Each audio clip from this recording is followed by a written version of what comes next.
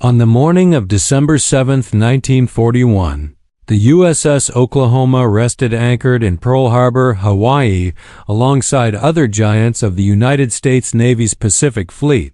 It was a quiet Sunday, and most of the crew were still asleep or preparing for another day of routine. No one could have imagined that those would be the last peaceful hours many of those men would experience. The Oklahoma was a Nevada-class battleship over 180 meters long, armed with 356mm guns and protected by thick steel plates. It was a floating fortress, a symbol of American naval power. At 7:48 a.m., the sky over Pearl Harbor was torn apart by the roar of aircraft engines. These were Japanese fighters and bombers, arriving from aircraft carriers positioned north of the island of Oahu. The surprise attack had begun.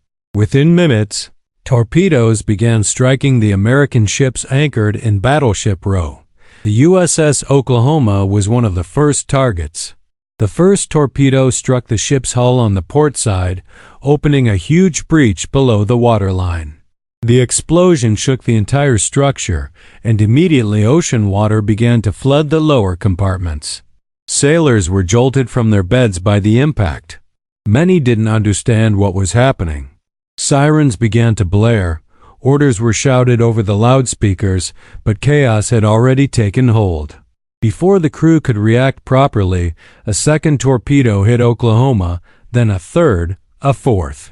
In less than 10 minutes, at least 9 torpedoes pierced the battleship's hull. Water poured in, flooding engine rooms, ammunition depots, and living quarters. The ship began to list dangerously to port.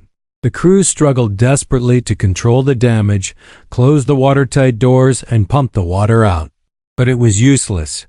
The Oklahoma was taking fatal blows. The list increased with each passing second. Men slid across the decks, clinging to anything they could find.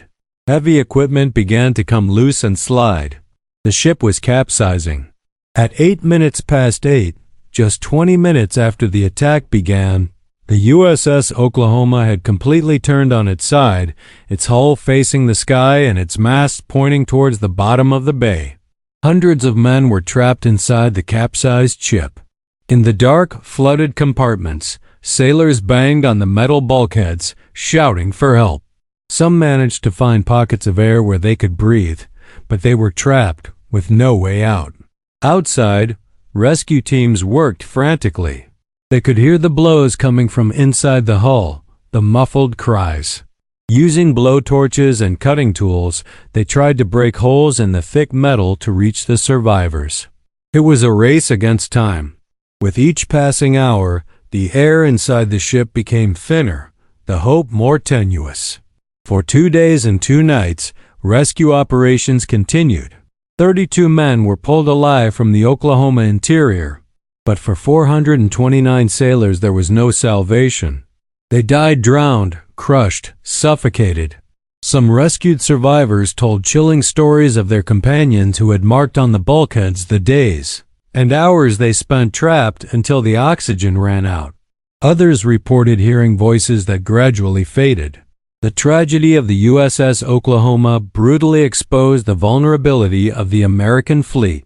Pearl Harbor was a disaster that caught the United States completely unprepared. The Japanese attack sank or severely damaged 8 battleships, destroyed nearly 200 aircraft, and killed more than 2,400 Americans. The Oklahoma alone accounted for almost a fifth of those deaths. The image of the gigantic hull turned upside down became one of the most powerful symbols of the devastation of Pearl Harbor. In the following months, the Herculean task of recovering the Oklahoma began. Using cables, cranes, and a complex system of floats, naval engineers managed, after months of effort, to right the ship and refloat it. The bodies of the sailors who were still trapped inside were finally recovered and given a dignified burial. The Oklahoma, however, was destroyed beyond repair. Its guns were removed, its hull sold for scrap. In May 1947, while being towed to California for dismantling, the old battleship sank in a storm, finding its final resting place at the bottom of the Pacific. The tragedy of the USS Oklahoma remains a solemn reminder of the horrors of war and the price that the men and women of the armed forces pay in defense of their country. That Sunday in December forever changed the course of history. The United States entered World War II, and the sacrifice of the Oklahoma sailors has not been forgotten. Today, a memorial at Pearl Harbor honors those who lost their lives on that terrible day, ensuring that their memory and sacrifice are never forgotten. The story of the Oklahoma teaches us about courage in the face of the unimaginable, about camaraderie in the worst circumstances, and about how a single moment can transform the world forever. The individual stories of the men who served in the Oklahoma reveal the human dimension of the tragedy. Among the survivors was sailor Stephen Young, who was trapped for more than 25 hours in a flooded compartment. He survived by breathing air from a small pocket that formed in the compartment ceiling. When he was finally rescued, his first requests were for fresh water and news of his comrades. Many of those he knew had not managed to escape. Another survivor, Father Aloysius Schmidt, became a hero on that terrible day. When the ship began to capsize, Father Schmidt was in a compartment with several young sailors. There was only a small hatch through which they could try to escape before the space was completely flooded. The priest, a large man, helped push several sailors through the narrow opening, saving their lives. When his turn came, he realized he couldn't get through. Even so, he continued pushing other men to safety, sacrificing his own chance of survival. He was the first Catholic chaplain in the United States Navy to die in World War II. Among the victims was also head chef Doris Miller, one of the few African Americans serving in Oklahoma at the time. Miller had been transferred to the USS West Virginia shortly before the attack and became a hero there by taking up an anti-aircraft machine gun and shooting down several Japanese planes despite having no formal combat training. Racial segregation in the American Armed Forces at the time relegated black men primarily to support roles, but Miller proved his worth in combat. He was awarded the Navy Cross, becoming one of the first African American heroes of the war, although he died in action 2 years later. The investigation following the attack revealed serious flaws in American preparedness. Despite growing tensions with Japan and intelligence warnings of possible military action, Pearl Harbor was inadequately defended. There were no long-range air patrols, the anti-aircraft defenses were poorly positioned, and most of the ammunition was locked away. Ships were anchored close to each other, making them easy targets. The Oklahoma and other battleships lacked torpedo nets, a basic defensive measure that could have reduced the damage.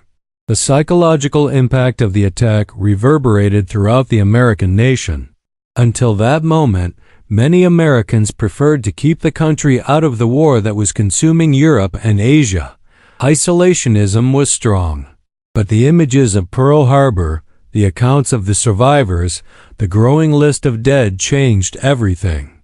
President Franklin Roosevelt declared December 7, 1941, a day that would live in infamy. Congress declared war on Japan the following day, and a few days later, Germany and Italy declared war on the United States. America was fully involved in World War II. For the American Navy, Pearl Harbor was a brutal but transformative lesson. The loss of the Oklahoma and other battleships forced a complete reassessment of naval strategy. Ironically, American aircraft carriers were not at Pearl Harbor during the attack, as they were on aircraft transport missions. These aircraft carriers would become the backbone of naval warfare in the Pacific. The era of the battleship as the supreme weapon of naval power was ending, replaced by the era of the aircraft carrier and naval aviation. The Oklahoma, in this way, became a symbol not only of a tragedy, but of a historical transition in naval warfare.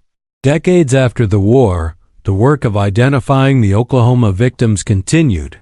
Many of the dead sailors had been buried as unknowns at the National Memorial Cemetery of the Pacific in Honolulu, known as Punch Bowl. In 2015, The Department of Defense initiated an ambitious exhumation and identification project using modern DNA technology.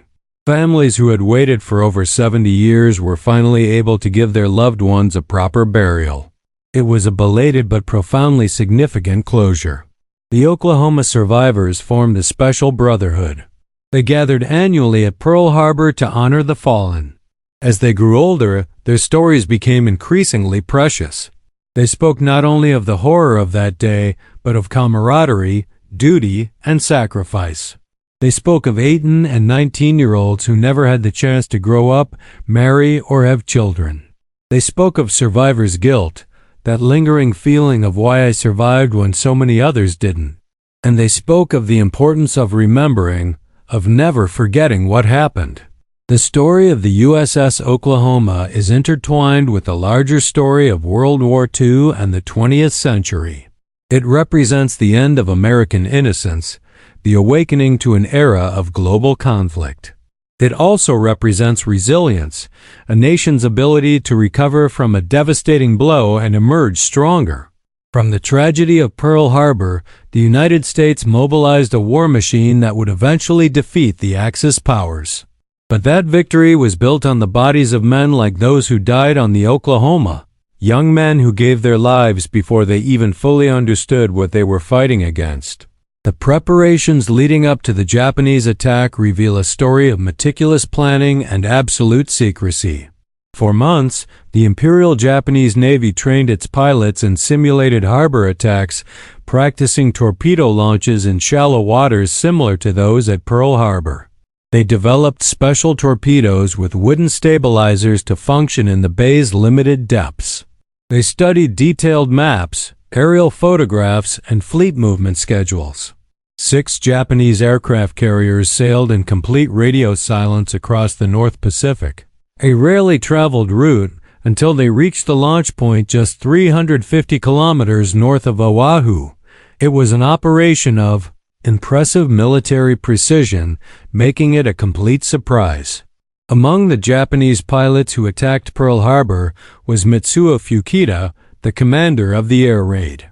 Years after the war, Fukita would write about that day with a mixture of military pride and human regret. He described the sight of the American fleet perfectly aligned in the bay as a dream come true for a military commander, but also acknowledged the terrible cost in human lives. Fukita survived the war and eventually converted to Christianity, becoming a pacifist and spending the rest of his life promoting reconciliation between former enemies. His personal path mirrors the broader journey of Japan and the United States, from mortal adversaries to close allies. The technology used in the rescue of the men trapped inside the Oklahoma demonstrates both the heroism and the limits of human capability at that time. Rescue teams worked with cutting torches, but the steel of the hull was up to 35 centimeters thick in some places. Each cut took hours. The heat generated by the torch made the interior of the ship even more unbearable for those trapped. There was a constant risk of explosions from accumulated gases or fires. The divers working under the overturned hull risked their lives in dark waters, full of sharp debris and leaking fuel. Many members of the rescue teams later developed psychological problems, tormented by the sounds of the men banging on the metal walls, sounds that gradually faded. The city of Honolulu was completely transformed after the attack. Martial law was declared immediately. Curfews were imposed. Windows were darkened every night for fear of further air raids. The Japanese-American population of Hawaii, which comprised more than a third of the island's inhabitants, faced suspicion and discrimination, although most were loyal to the United States. Unlike on the mainland, where Japanese Americans were sent en masse to internment camps, in Hawaii this was considered impractical due to the large number and economic importance of this community. Even so, Japanese community leaders were arrested, and an atmosphere of fear permeated the islands for years. Honolulu hospitals were overflowing with wounded after the attack. Doctors, nurses, and civilian volunteers worked tirelessly for days. Many of the wounded in Oklahoma suffered severe burns from burning fuel oil that had spread across the water's surface. Others had broken bones, shrapnel wounds, and blast trauma. Medical facilities were simply unprepared for a catastrophe of this magnitude. Schools and public buildings were converted into temporary hospitals. The Red Cross mobilized resources from across the Pacific. It was a massive humanitarian effort amidst the chaos of war. The families of the Oklahoma sailors received laconic telegrams informing them that their loved ones were missing or killed in action. For many families in the American heartland, Pearl Harbor was a distant place they barely knew. They couldn't imagine the circumstances of the deaths of their sons, brothers, husbands. Some never fully accepted the loss. Mothers kept their children's rooms untouched for decades, hoping against all hope that there had been some mistake. The pain of these families, multiplied by thousands, shaped an entire generation of Americans. The process of recovering and identifying the bodies was a grim and technically challenging task. When the Oklahoma was finally righted in 1943, specialized teams entered the ship for the first time since the attack. What they found was devastating. Human remains mixed with wreckage, personal identifications corroded by salt water, compartments where groups of men had gathered in their final moments. Forensic technology at the time was limited.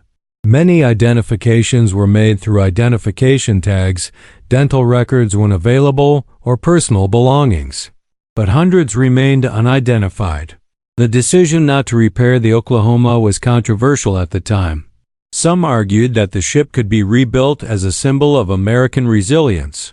Others pointed out that the resources would be better spent building new, more modern ships. The reality was that the Oklahoma had suffered catastrophic structural damage. In addition to the breaches caused by the torpedoes, the act of capsizing had twisted and deformed the hull. The internal systems were completely destroyed. It would have cost as much and taken as long as building a new ship.